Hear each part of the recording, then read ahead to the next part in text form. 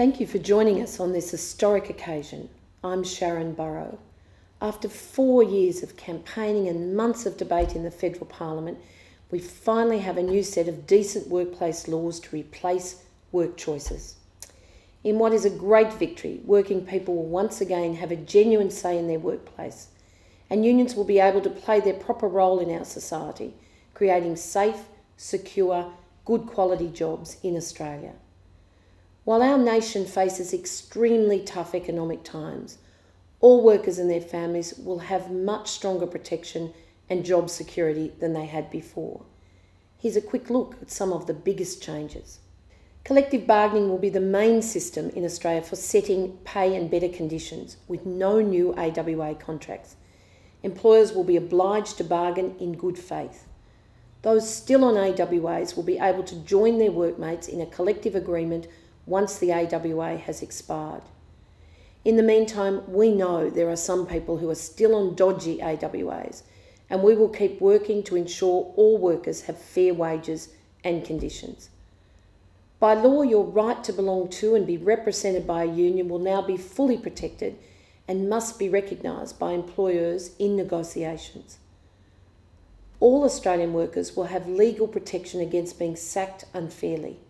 For workplaces with 15 or more employees, there will be a 6-month qualifying period before that right kicks in. Where there's less than 15 people, it will be a 12 months qualifying period.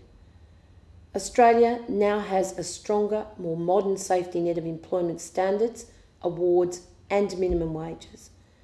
But unions will still need to work hard to make sure the new system delivers decent standards for working people. Overseeing these new rights will be Fair Work Australia, the new independent body to mediate, conciliate and settle disputes for low-paid workers or where employers refuse to negotiate in good faith.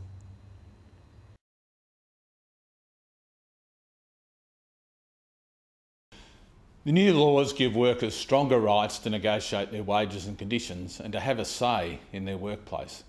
And together with the advice and help of unions, workers will be able to bargain collectively for safe, secure and satisfying work, good quality jobs.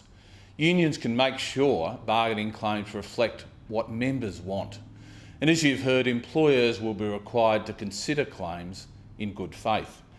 Concerns like safety, job security and flexible working hours can be addressed, and productivity will greatly benefit from this. The laws restore the balance of power between workers and employers. When they take effect on the 1st of July this year, unions will be able to use the laws to prevent employers such as Telstra, Cochlear and other major companies from denying workers their rights. Workers will have the power to stand together with their workmates and insist their employer respects their right to be represented by a union.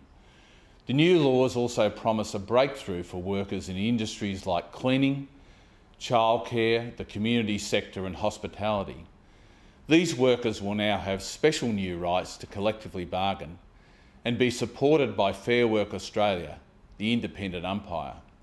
But there's unfinished business: award modernisation, equal rights for building workers, paid maternity leave and much more.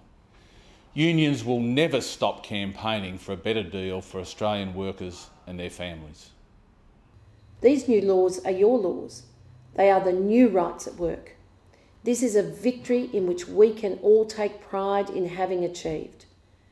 We now have workplace laws that restore decency and fairness. And they have arrived just in time. With the economic downturn, we will need to work hard to save every Australian job we can.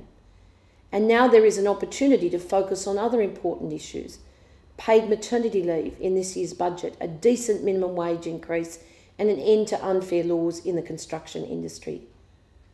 Above all, we want to make sure there are good jobs and strong local industries when the economy recovers, and that tomorrow's workplaces are always better than today's.